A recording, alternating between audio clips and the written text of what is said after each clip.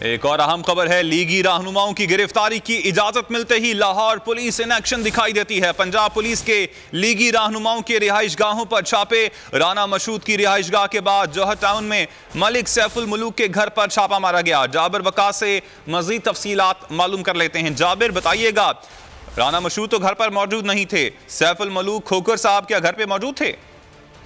जी बिल्कुल, इस हवाले से जितनी भी तस्वीरें सामने आ रही है, ऐसे लगता है कि जैसे नून लीग के वो तमाम रहनुमा जिनके नाम अदालती जो हुक्मनामे में शामिल है, उन सबको जो है वो पहले से खबर हो गई है शायद कि वो अपने घरों में मौजूद नहीं है। पुलिस जहां भी छापे मार रही है वहां पर जो वो अपने घरों में नहीं मिल रहे। राना मशहूद के बाद सैफुल मुलूक होकर के घर पर छापा मारा गया जॉर्डन में, उनकी रिहाइशगाह पर, वहां पर वो भी नहीं मिले।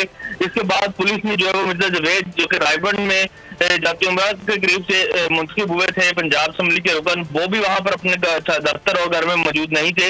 इसी तरह दीगर कई रहनुमा छापे मारे जा रहे हैं, छापे मारे जा रहे हैं, ताकि वो अपने घरों या यूं लगता है कि जैसे उनको पहले से खबर हो।